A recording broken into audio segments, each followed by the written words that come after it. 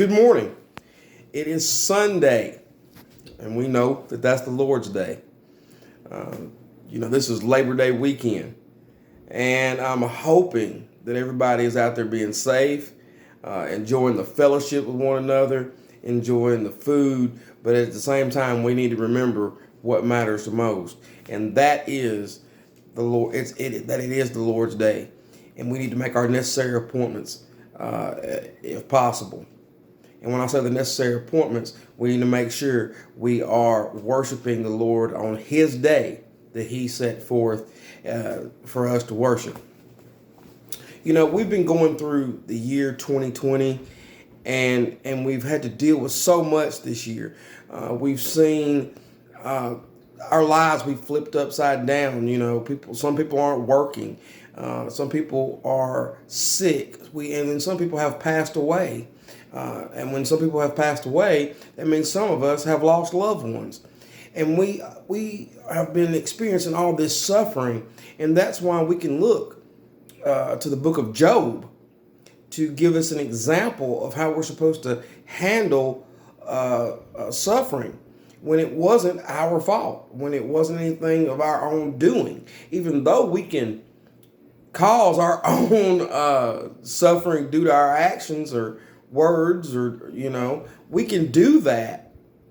But in this particular situation, Job had actually done nothing. Let me begin by going to Job chapter 1. And in order to understand the depth of the rest of the book of Job, you've got to understand some things that are told to us in Job chapter 1. And that's where we're going to be at this morning.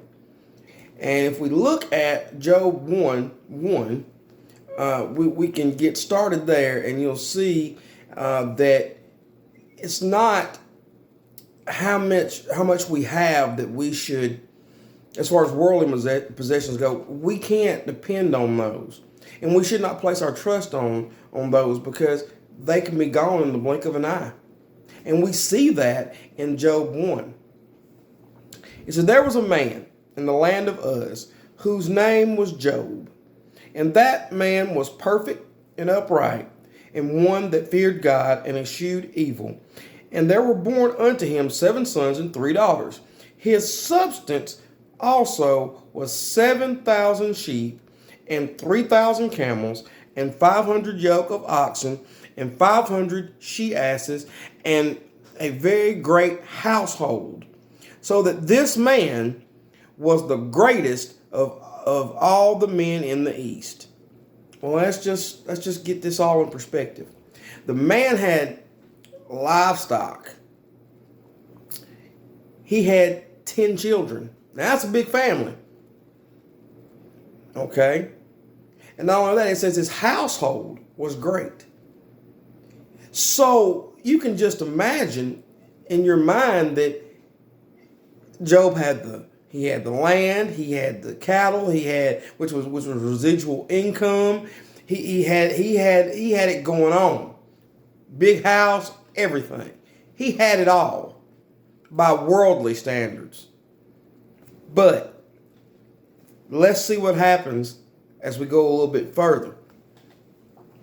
Now, it says that there was a day when the sons of God came to present themselves before the Lord, and Satan came also among them. And the Lord said unto Satan, "Whence comest thou?"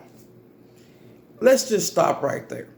You got to remember, we've read that the devil's walking around like a lion, seeking whom he may devour. But here we have in verse 7 of Job 1, that Satan answered the Lord and said, "From going to and fro in the earth, and from walking up and down in it." No matter how good you're doing, no matter if you are doing, quote unquote, nothing wrong, just as Satan wanted God to afflict Job, he's going to want to afflict you. That's the thing. That's why we always have to be ready at all times to make sure that we are mentally and spiritually prepared for the test that we are going to possibly face. Because if you read in Job 14:1, it says, man's days, man that's born of woman, his days are full of trouble. So it's not a matter of if it's going to come, it's a matter of when it's going to come. Let's go a little further. And in verse 8 of Job chapter 1, it says, and the Lord said unto Satan, hast thou considered my servant Job, that there is none like him in the earth, a perfect and upright man, one that feareth God and escheweth evil? Then Satan answered the Lord and said, doth Job fear God for naught? Does he fear you for anything? Does he fear you for anything? It says, hast thou not made a hedge about him and his house, and about on all that he hath on every side, that has blessed the work of his hands, and his substance is increased in the land? Okay, so Satan here is saying, Job only basically fears you because you've given him so much. Well, we cannot get in our minds, no matter how much we are blessed, no matter how successful that we are, that we cannot forget that we must fear God, who gave us all those things. We wouldn't have anything that we had it not been given to us. And he says in verse 12, and the Lord said unto Satan, behold, all that he hath is in thy power. Only upon himself put not forth thine hand. So Satan went forth from the presence of the Lord. So now here, God has said, okay, Satan, you can touch everything that this man has, all his material possessions. But even at that point, you can't take his life. That lets you know right there that God is still in control no matter what Satan does, because God only allows Satan to do what he does. Not that Satan can do it of his own power, which shows you that we cannot get caught up in things of this world, or having the mindset that, hey, we can do whatever we want to, and God's not included. We have to include God in everything that we do, or else we can be in the same position. He will allow Satan to take from us, to touch all that we have, to touch our material possessions. We can't ever get so cocky or confident in our own ability that we forget where it all came from. And it says, in verse 13 it says, and there was a day when his sons and his daughters were eating and drinking wine in their eldest brother's house. And there came a messenger unto Job and said, the oxen were plowing, the asses were feeding beside them. The Sabeans fell upon them and took them away. Yea, they have slain the servants with the edge of the sword, and I only am escaped alone to tell you. Well, one thing that we have to look at here, not only did this happen in this same day, he lost his livestock, he lost servants that were taking care of him. We see next that he lost all the camels, the sheep. We see all that.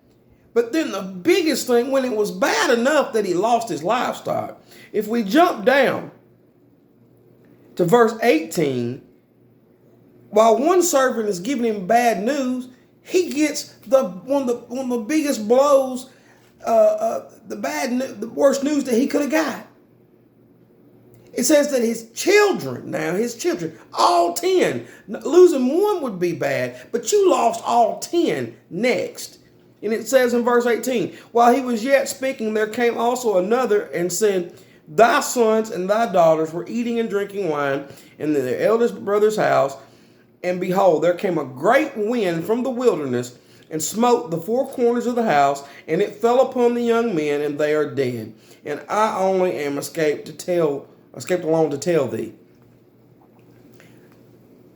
Now he's lost his kids. The man has lost everything he has in a matter that we're still in the same day here. We're still in the same day, which lets us know everything that we have, we can lose it in less than a day. But what we need to look at here, what we need to look at is Job's reaction. His reaction to all this.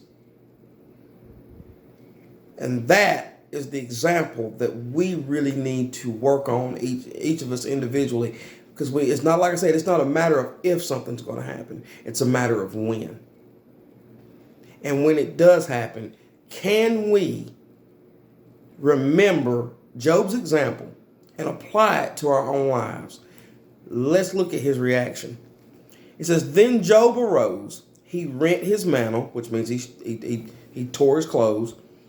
He shaved his head, which you can see, that's what a shaved head looks like, and fell down upon the ground and worshiped and said, naked came I out of my mother's womb, and naked shall I return thither. The Lord gave, and the Lord hath taken away. Blessed be the name of the Lord. In verse 22, in all this, Job sinned not, nor charged God foolishly.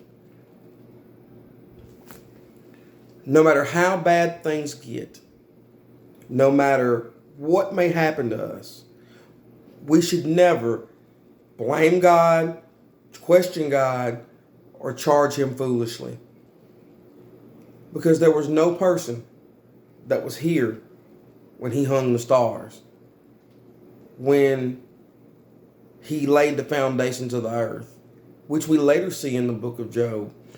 When Job does get some gumption about him foolishly and wants to question God, that was one of the first questions God asked him. Where were you when I laid the foundations of the earth? Don't ever get to the point where you think that you have the right to question God, because you don't. Because not anybody on planet Earth was present when he laid the foundations of the earth, or when he hung the stars in the sky. That was the wisdom and patience of Job in the long run that helped him pass that test. And not only did that help him pass the test, but he gave us an example of how to pass the test when we have to suffer in life. That is why you see Paul wrote in the book of Romans, in the 15th chapter, around the 4th verse, the things written aforetime were written for our learning, that through patience and comforts of the scriptures, we might have hope. What you're going through right now may not be for you. Let me say it again. What you may be going through right now, it might not be just solely for you. It might be that someone else will watch your example of how you handle suffering or negative events that will impact you. And through your perseverance and keeping your faith and your hope in God, that will inspire them to follow in your footsteps as far as how to handle suffering. And I'm going to leave you with this. If we turn to Job 13:5.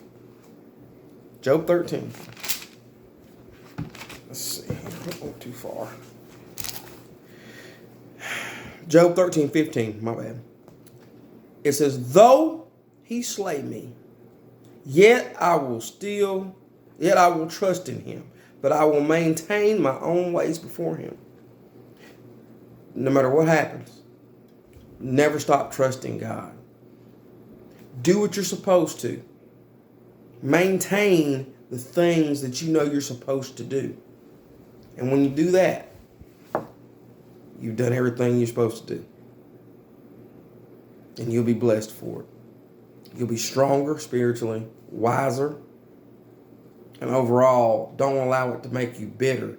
Allow these circumstances that you may go through to make you a better person, to make you a better version of yourself. And that's all for this morning. I hope all y'all are being safe out there. Like, share, subscribe to my YouTube channel, and I'll see y'all next week, if the good Lord's willing. Talk to y'all later.